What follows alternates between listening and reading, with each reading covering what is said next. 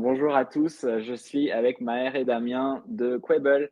Alors Quable, c'est un PIM, un PIM bien sympathique, hein, ils vont nous le montrer. Alors vous connaissez le format, on a 30 minutes, on va commencer avec un petit passage sur la backstory de Quable, d'où ils viennent, où ils en sont.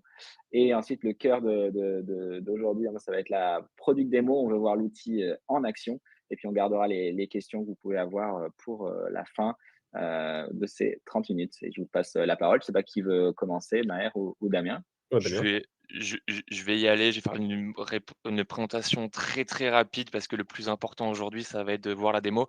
Déjà, merci Mhm. Lucien d'avoir organisé ça. Donc hyper rapidement la présentation de Quable. On est du coup, comme l'a dit Lucien, un PIM. On a été créé il y a 10 ans. On a fêté nos 10 ans du coup, notre séminaire, il y a pas longtemps.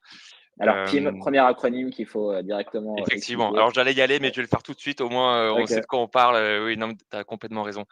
Donc PIM, c'est un Product Information Manager. Alors qu'est-ce que c'est? En le vulgarisant vraiment pour vraiment, aller vite et comprendre l'essentiel. En gros, dans une entreprise aujourd'hui, dans un système d'information, on a plusieurs modules et plusieurs logiciels qui permettent de la faire fonctionner. Le plus gros étant, l'ERP. Donc, l'ERP, c'est Ça, vraiment, tout le monde est familier chez nous dans l'ERP, ça pas de problème. Ouais. très bien, parfait.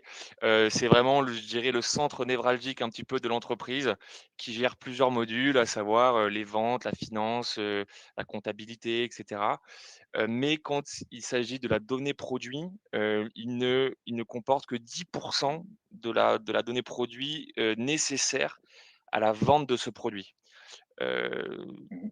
Par exemple, pour imager une bouteille de vin, il y a énormément d'attributs pour la vendre, à savoir le cépage, le millésime, la couleur, la qualité du sol, et cetera. Et ça, un ERP, il est pas fait, c'est pas son travail, il est pas fait pour, avoir cette information-là. Du coup, il faut plugger ce qu'on appelle un PIM, pour ajouter toute l'information, enrichir l'information et l'envoyer ensuite sur les canaux de vente. Et du coup, on solutionne vraiment les problèmes des entreprises, des marques qui souhaitent, s'internationaliser et qui souhaitent du coup démultiplier leurs canaux de vente le plus rapidement possible. Et avec un PIM, c'est facile. Je me permets juste de Bien sûr. vulgariser le propos. L'ERP est vraiment fait pour gérer de la donnée chaude, donc de la donnée transactionnelle, tarifaire, notamment. Enfin, Mhm. donc notion de stock, notion de tarif, notion de pricing, notamment dans le monde du B2B. Et le PIM est vraiment fait pour gérer de la donnée froide, donc tout ce qui va être données données marketing, données logistiques, notamment, donc des données qui sont très, très peu mouvantes, donc au niveau du référentiel produit.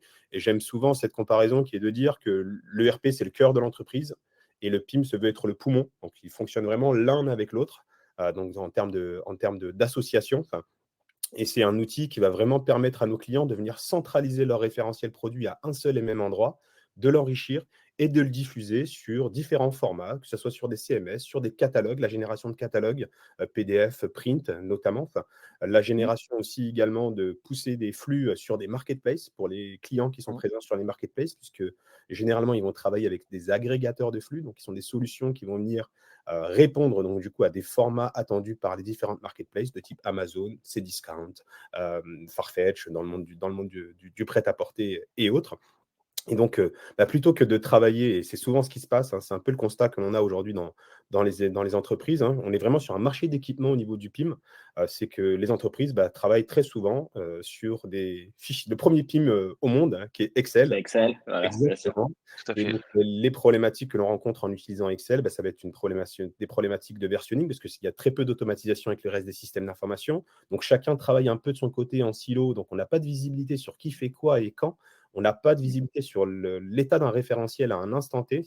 Et donc le PIM permet en fin de compte d'éviter, ces doubles saisies, ces notions de versionning, notamment, enfin, et d'avoir de la visibilité sur qui fait quoi et quand. Donc je sais que mon référentiel, il est complet pour adresser tel type de canal, donc de pouvoir vraiment monitorer au quotidien son activité, son référentiel. Et au-delà de ça, ça permet vraiment de scaler en termes de business puisqu'on le sait tous autour de la table, je pense, que le plus compliqué, hein, que ce soit dans un projet de refonte de site e-commerce, que ce soit dans l'adressage d'un nouveau marché, le plus compliqué, c'est souvent j'allais dire des problématiques autour du référentiel produit. Donc, adresser un nouveau marché, ça devient beaucoup plus rapide. Donc, du coup, avec le PIM, hein, petit exemple en date, le groupe Naos qu'on accompagne donc avec les marques Esthederm, Bioderma et Tapur, donc qui sont dans le monde de la cosmétique, ont adressé grâce au PIM en moins de 3 mois plus de 40 pays. Donc là où en effet, s'il n'avait pas eu de PIM, Mmh. ça aurait pu prendre donc du coup en effet beaucoup plus de temps. OK, super intro sur Mmh. le PIM et sur Quable alors, Ouais, tout à fait. précisément? Ouais. Tout à fait, très rapidement pour pas dépasser les 5 minutes. Quable a été créé il y a 10 ans du coup, par, 2 personnes, deux anciens ingénieurs, bon qui le sont toujours aujourd'hui, mais aujourd'hui ils sont plutôt patrons d'entreprise. C'est François Emmanuel et Sylvain. Ils bossaient au début des années 2000, dans des entreprises, comme Pixmania et Grosbill et du coup, c'est Mmh. à ce moment-là qu'ils se sont rendus compte de, voilà, de l'importance, de la centralisation de la donnée produit. Donc aujourd'hui, on est une entreprise, d'une quarantaine de collaborateurs.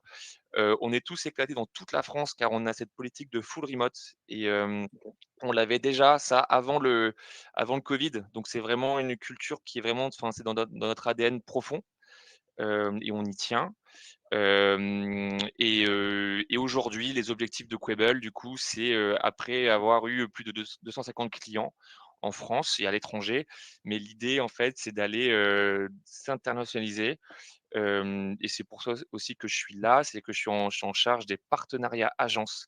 Parce qu'aujourd'hui, en fait, et ça, on va pouvoir y revenir, mais Quable est une solution no code. Donc en fait, on se connecte hyper facilement, en fait, avec l'ensemble des systèmes d'information. Par contre, il y a du setup admin, Mmh. à l'intérieur de la solution.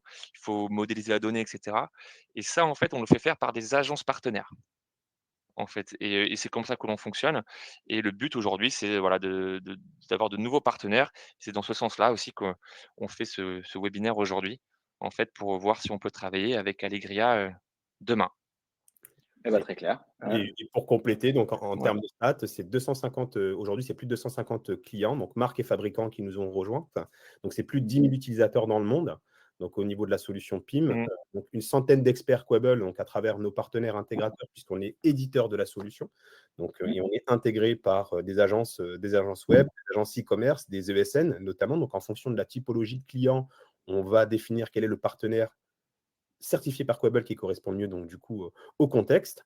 Et aujourd'hui, c'est 2 agences, hein, Aix en Provence, Marseille, dont je dépends, et Mmh. Paris, donc du coup, dont dépend Damien. Donc on Mmh. fait avec une politique de work from anywhere, donc qui est assez sympa. Voilà et bon, je pense qu'on a fini. On va passer sur la démo juste On passe à OK, la démo? parfait. J'enchaîne et je rajoute ton écran, Maher. Ouais, Et c'est parfait. parti. Eh bien, bon, bienvenue à tous sur la solution Quable. Alors, volontairement, on n'est pas sur la première vue de l'interface. On va aller très vite dans le vif du sujet et on reviendra sur la première vue de l'interface par la suite. Donc, on Mmh. est sur l'exemple donc du coup d'une fiche produit donc, qui a été modélisée dans le PIM. Donc, tout ce que vous voyez sur cet écran est complètement personnalisable en no-code. Donc, on est vraiment sur une solution de paramétrage, que ça aille de la taille du titre, de la taille des images, mais également des différents onglets qui vont composer la structure de cette fiche produit.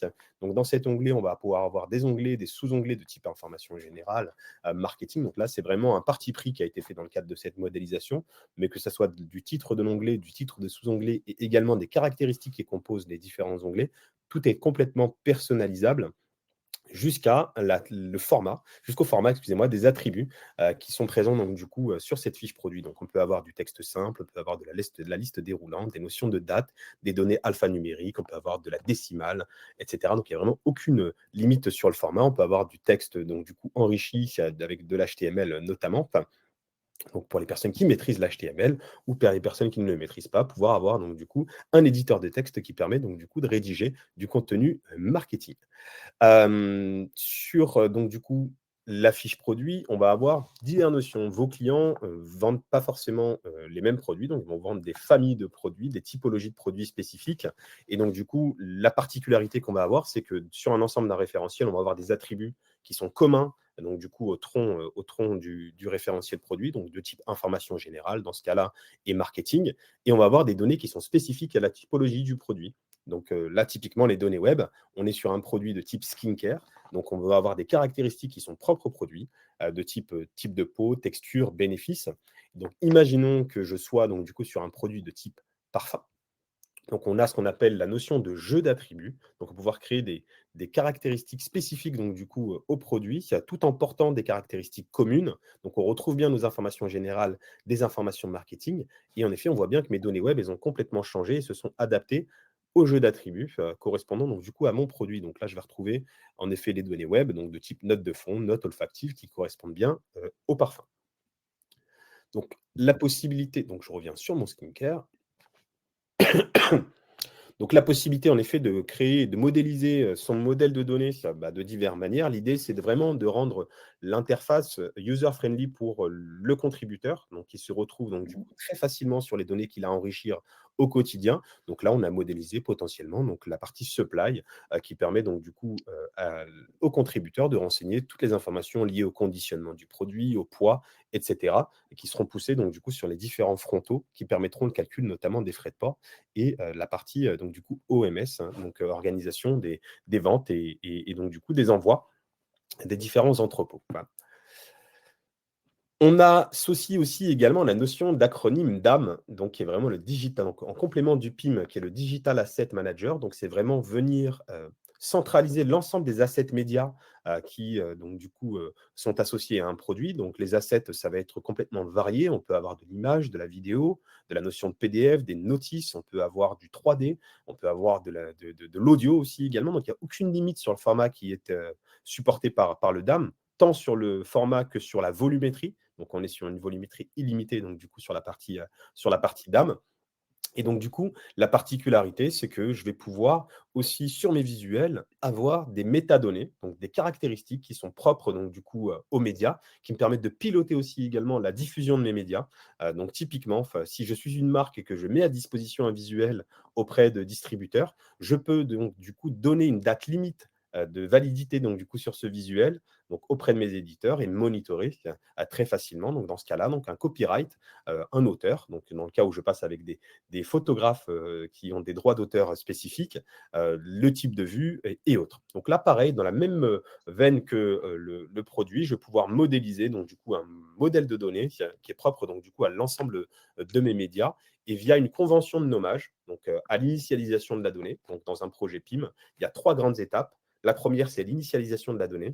Donc, c'est récupérer l'ensemble de la donnée où elle se trouve dans l'entreprise, donc dans l'ERP généralement, donc il y a un peu Mmh. le cœur de l'entreprise, mais également venir cartographier les différentes sources de données, donc de type Excel, de type serveur média notamment, enfin, Google Share et autres. Donc, on va venir centraliser tout ça dans le PIM et on va passer à la deuxième phase qui est la phase d'enrichissement produit, donc celle où on se trouve actuellement. Enfin, donc, il me permet de venir enrichir et de faire évoluer la complétude de mon référentiel donc, en fonction des différents canaux sur lesquels je diffuse.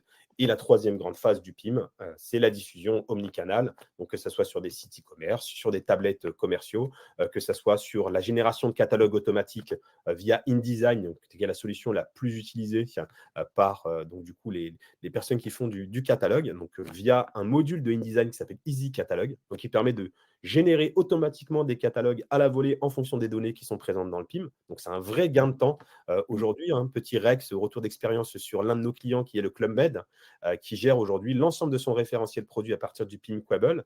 Et ils ont économisé plus de 6 mois par an, notamment donc dans la génération des brochures. Donc, qui sont présentes sur leurs différents sites, différents resorts.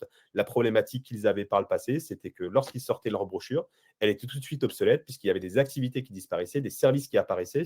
Et donc, ils n'avaient pas forcément la main mise pour pouvoir les modifier. Et là, chaque resort a complètement la main sur le PIM pour venir modifier instantanément l'apparition ou la disparition d'un service dans le resort. C'est vous Donc, qui alimentez du coup les données qu'on voit dans l'appli, mobile, du Club Med, on c'est ça? alimente vraiment tout aujourd'hui. Ils se servent OK. quasiment du PIM comme un ERP niveau Club Mmh. Med.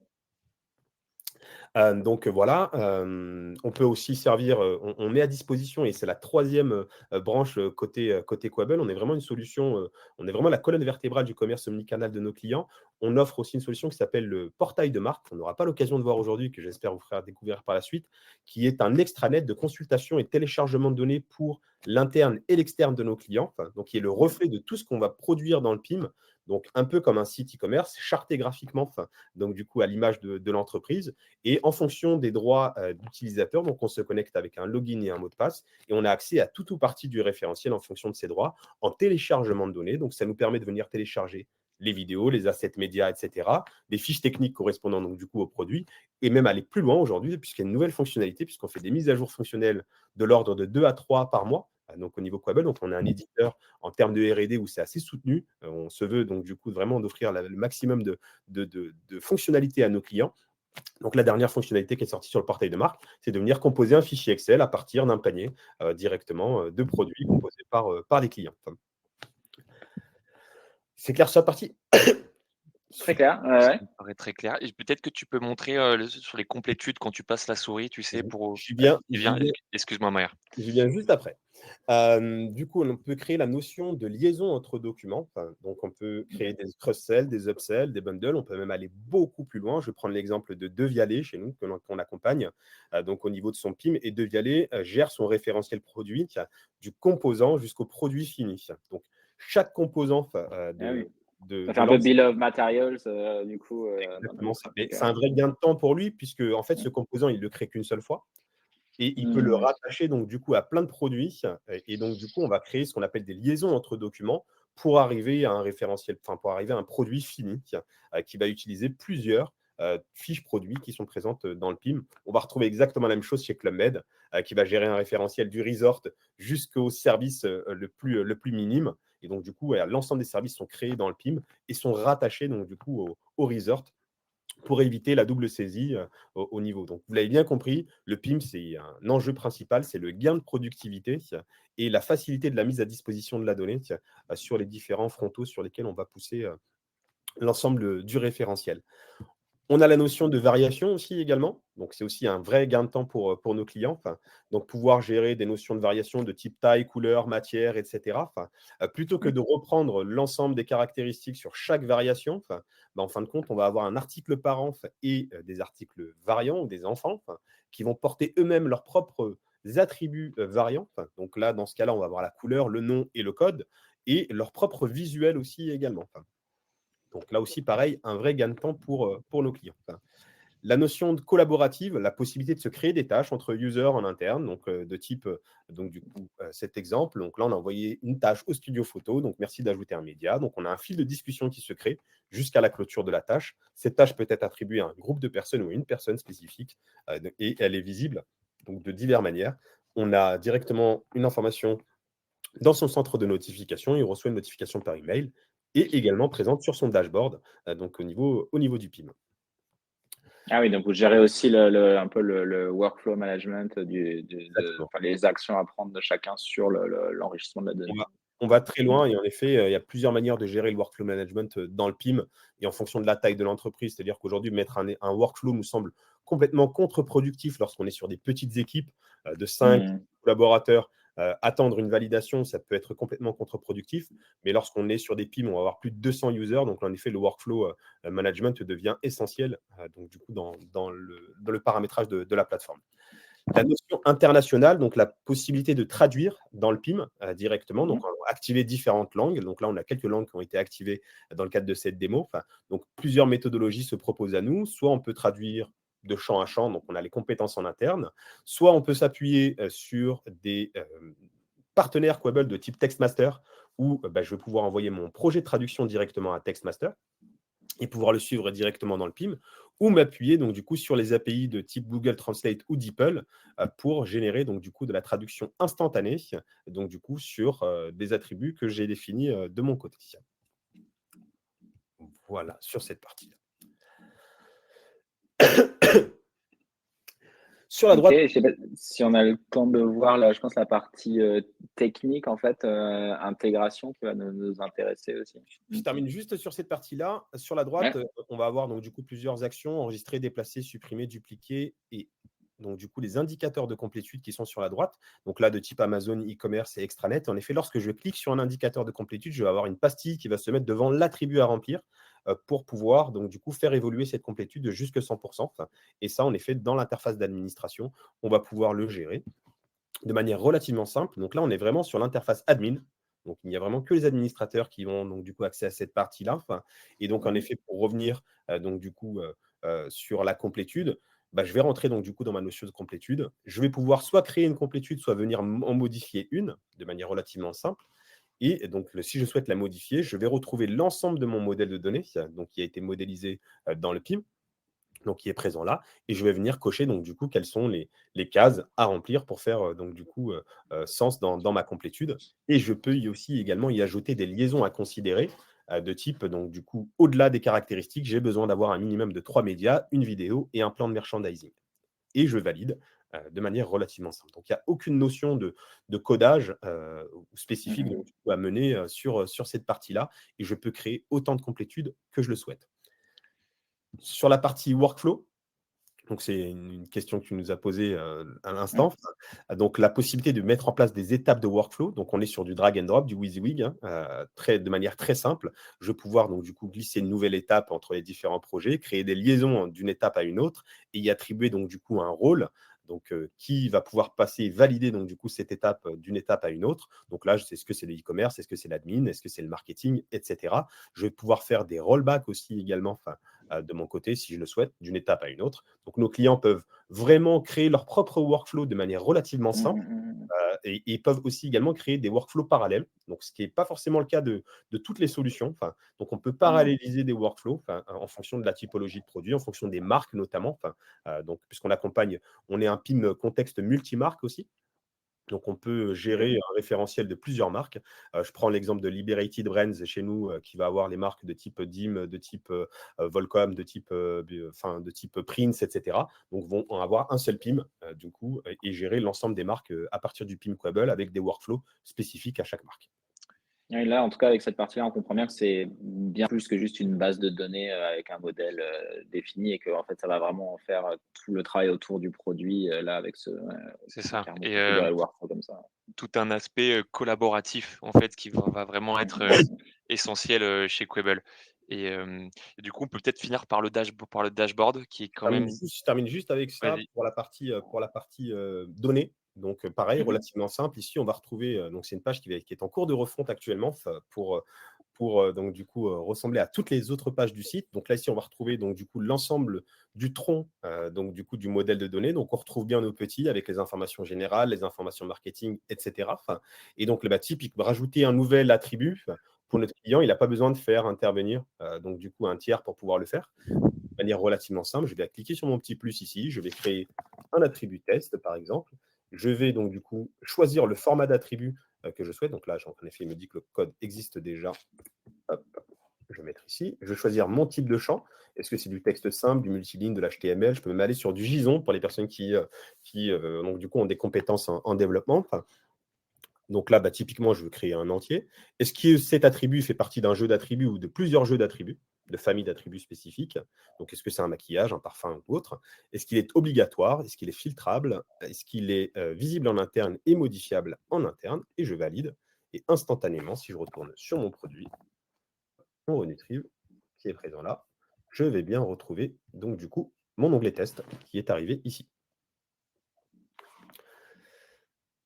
Donc vraiment, tout est administrable, les jeux d'attributs, que ça soit les types de liaisons dont on a parlé, aussi également, tout à l'heure, les utilisateurs, les rôles des utilisateurs. Donc on va pouvoir créer des rôles spécifiques, donc les chefs de produit. Que peut faire le chef de produit? Donc on peut administrer vraiment fonctionnalité par fonctionnalité dans le PIM, qui a accès à quoi et qui voit quoi, également. Enfin, la notion aussi également de webhook, hein, pouvoir, donc du coup s'appuyer sur des événements, spécifiques. Donc, dans le cadre de synchronisation avec un site e-commerce, je prends l'exemple de Shopify, avec qui nous venons de sortir actuellement notre connecteur, donc Shopify. Plus, on est sur du no-code, un connecteur no-code, et donc le connecteur s'appuie en effet sur les événements de la plateforme. Donc, à partir du moment où une action est menée sur un produit, elle est automatiquement synchronisée, donc du coup en sortie avec le site e-commerce.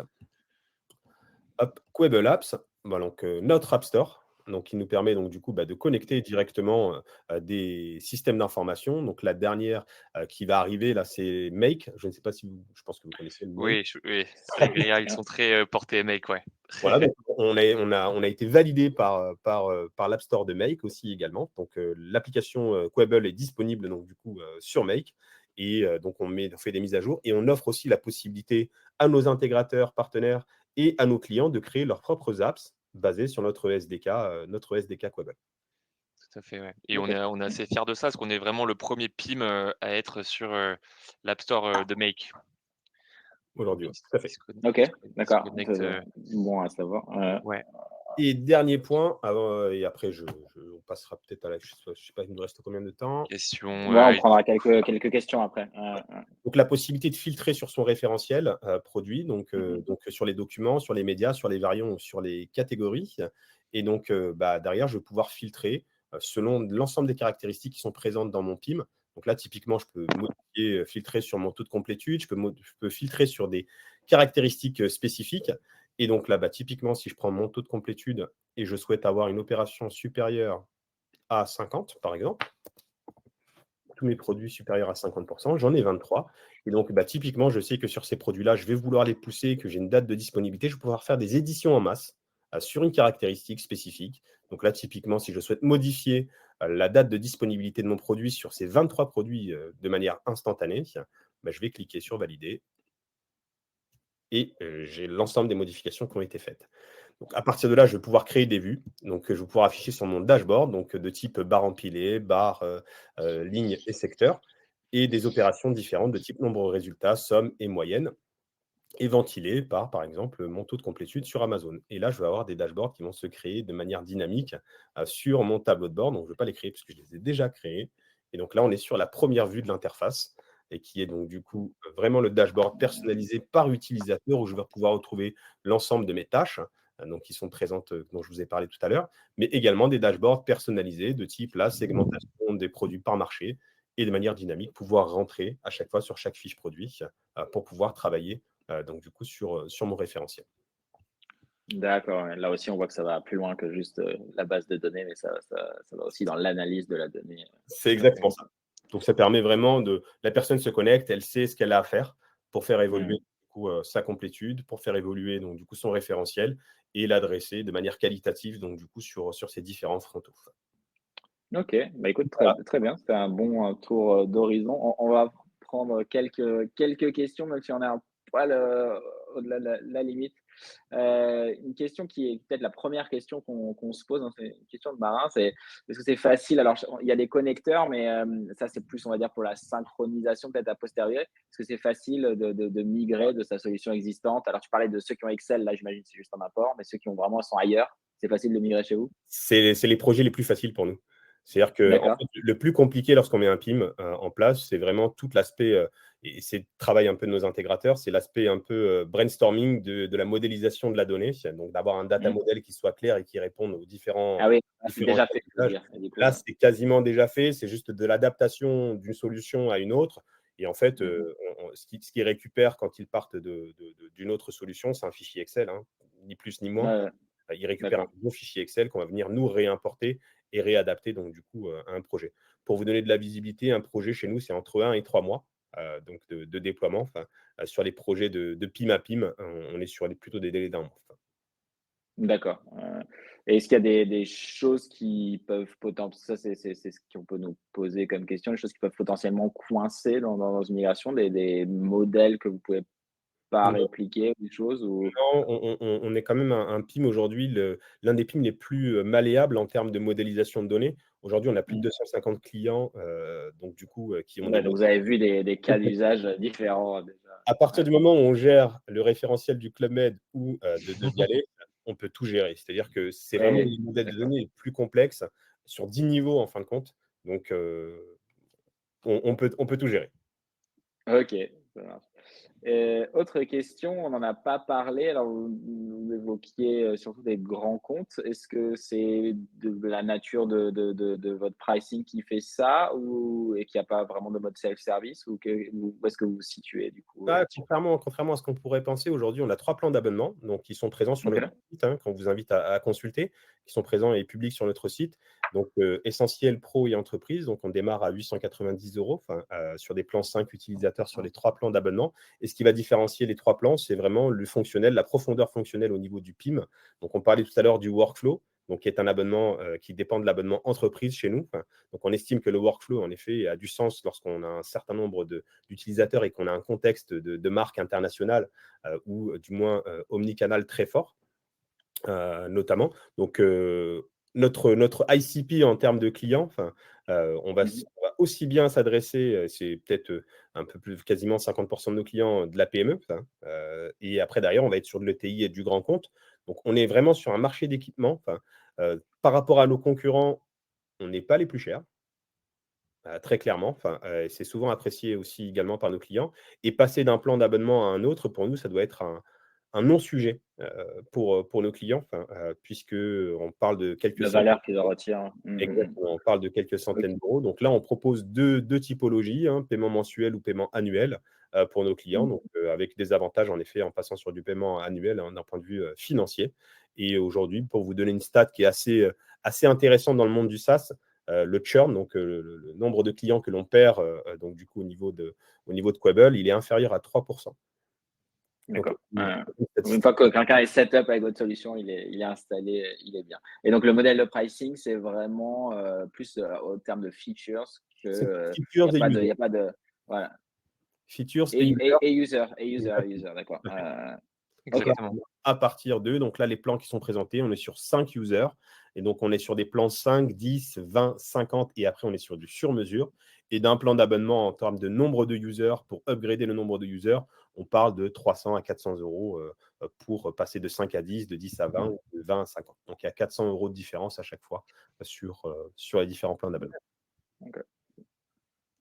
Parfait et peut-être dernière petite question, précise. Alors c'est que nous, on aime beaucoup Make. Qu'est-ce qui est disponible comme, comme action, du coup, et comme trigger dans Make? Alors on va pouvoir aller, regarder, mais globalement, vous mettez tout à dispo ou comment, Aujourd'hui, qu'est-ce que à part toutes les actions qu'on vous a montrées dans le PIM et trigger normalement, et je parle sous le contrôle de Damien, aussi également, sont disponibles donc du coup dans l'application Make. On a voulu vraiment Tout à faire fait. une application qui puisse répondre à 100% du besoin de nos clients, hein, en comparaison de celle qu'on a menée avec Shopify, notamment. Enfin, puisque aujourd'hui, bah, Shopify, et ça a été apprécié par nos clients puisque aucun connecteur sur le marché ne permet de le faire. On est sur un contexte multimarque et multi-boutique aussi également. Enfin, et aujourd'hui, bah, Make, on est dans la même veine. On reste dans la même veine. Bah, voilà, je crois que Voilà, c'était on a là-dessus. les des modules, ça c'est amené à évoluer aussi pour en rajouter de plus en plus. De toute manière, comme disait Maher, on a un modèle SaaS avec des mises à jour, quasi quotidiennes, et mensuelles et au fur et à mesure, du coup, il y a une amélioration du produit et du coup, cette liste de triggers va s'étoffer avec le temps et OK, c'est intéressant que vous ayez choisi, Make et vous allez vous mettre dans d'autres catalogues d'outils d'automation, pour l'instant, dans on a votre offre? on s'est Vous avez vraiment vraiment choisi, sélectionné Make, ouais, ouais, on a OK, vraiment intéressant. sélectionné Make et d'ailleurs, c'est à cet événement, mais je t'avais ren tu étais venu Lucien, c'est ça, à Prague? Oui, C'est ça et donc là, le c'était, dernier, ouais, c'est ça exactement et donc ouais, on a vraiment envie de tisser un partenariat fort, avec Make. OK, très Parce que bien. c'est des solutions qui sont déjà utilisées par nos clients, enfin, et par nos intégrateurs aussi. Et donc, ça faisait sens, donc du coup, sur des notions de no-code, aussi également, Mmh. de s'inscrire dans la même veine, pour notre développement. OK, bah, parfait. Écoutez, je pense qu'on a fait un bon tour. Il y avait d'autres potentiellement questions, mais on continuera nous à creuser le sujet et puis, maintenant on va avoir, Quable à l'esprit quand, on aura des sujets, justement autour de la donnée produit et de se dire que, bah, là on peut aller nous c'est vraiment notre credo d'aller chercher la bonne solution et après de toutes les orchestrer, ensemble. Mmh, Donc c'est vraiment bien qu'on ait cette référence du coup, à l'esprit aussi maintenant. Super. Bah, génial. je vous remercie beaucoup, ouais, pour Merci aujourd'hui pour et l'invitation. Merci. À merci. plus, Au Cyril. À revoir. bientôt. Au revoir tout le monde.